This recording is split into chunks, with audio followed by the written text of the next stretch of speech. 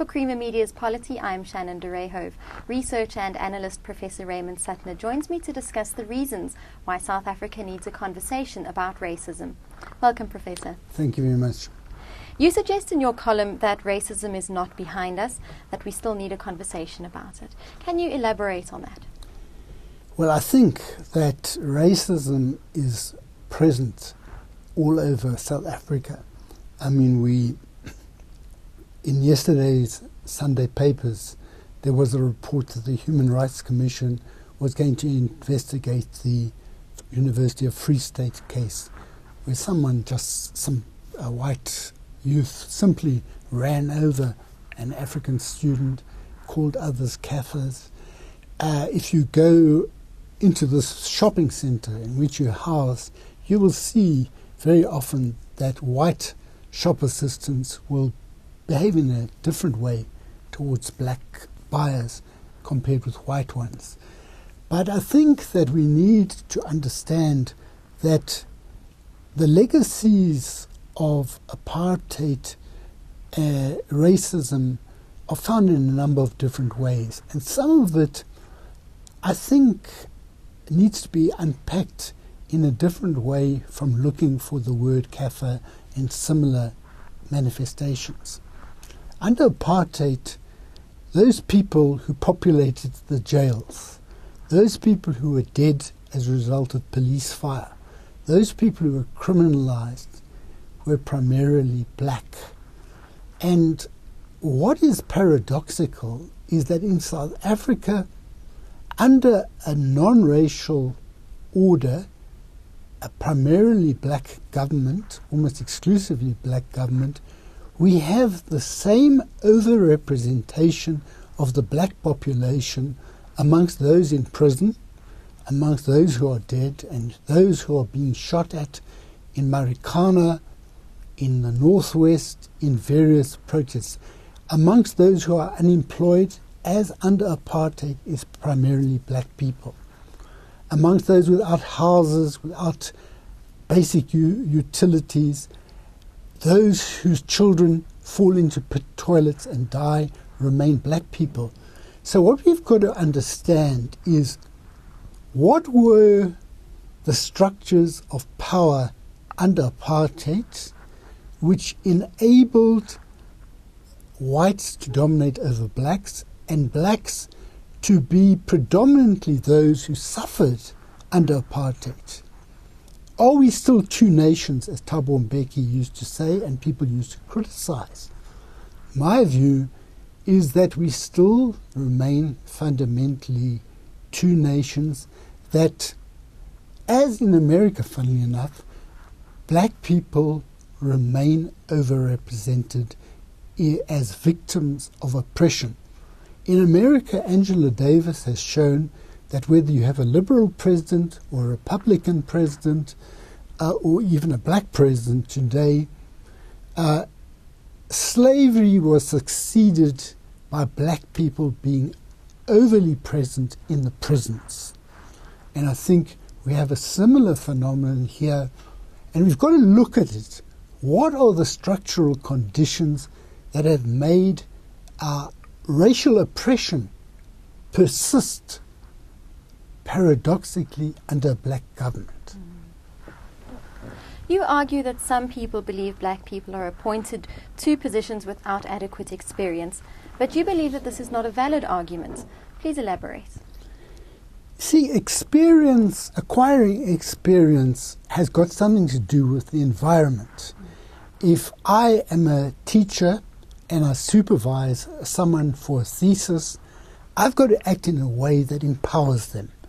If it's a person who's passed through Bantu education and writes very badly, if I just put my pen through it, that's to disempower the person. It's a slow process sometimes of mentoring and giving the person who may be very articulate but needs some assistance with certain things. Now, one of the places where one often hears talk of black people not having enough experience is in the legal profession, where they complain that black people are being made judges and they've not had a lot of experience. But if you look at the conditions in the legal profession, white firms continue to brief white advocates in the main. And when white senior counsel select junior counsel to go with them, and that's a very good way of learning, they tend to select white junior counsel. This is what I've heard from black counsel at the bar. So that this thing of experience is not something magical. It's something that requires conscious efforts to create an environment that is enabling and empowering.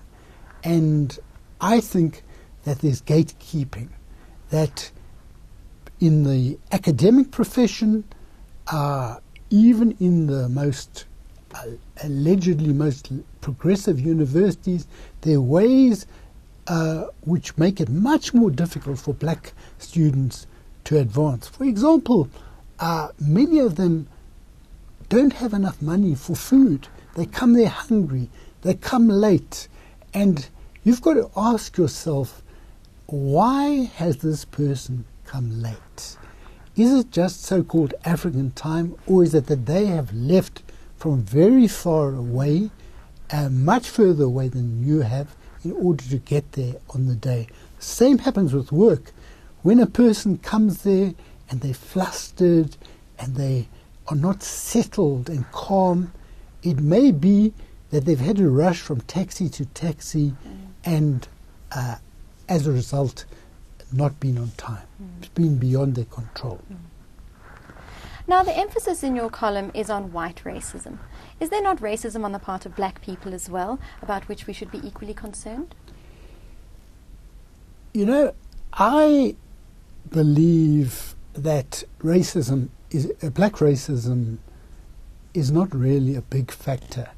Some people interpret Africanism as being racist, but I don't see it. I see it, some Africanism can be that the white people must be driven into the sea, but most Africanism is to me a form of pride in history and culture of African people.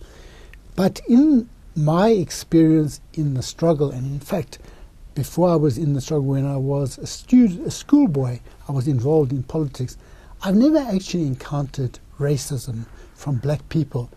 When people were marginalized politically under Thabo Mbeki, people suggest Thabo Mbeki was possibly racist towards whites. I don't think that was the case. He had close to him people from all racial groups who agreed with what he was doing. The reason why people were not in the center was because they disagreed with his ideas, and he preferred to have close to him people who had common views. And even in the present, where there's a sort of emphasis on 100% Zulu and things like that, I don't think that Zuma is racist. He may be a lot of other things, but I don't think he's racist. I don't think that the ANC leadership is racist. I've never encountered, in all my years, any anti-white racism from the ANC. I've encountered racism from some person who was loosely connected with the PAC. But my experience with the PAC, with Black Consciousness, all these organizations, is that there's actually very little racism towards whites. Julius Malema, on the other hand, some people have accused him of being racist towards white people. What are your views on that? Look, I've not made a study of Julius Malema's psychology. What I do think is that he has a propensity to say and do what he believes will be pleasing to people who are unhappy with what's going on today. And he hasn't said many racist things, so clearly I don't remember any, but if he has, it's been very few, and that must indicate that doesn't have a lot of resonance with people. Why do you place so much weight on naming race and racism in South Africa? Is that really going to play a part in ending racism and building a non-racial society?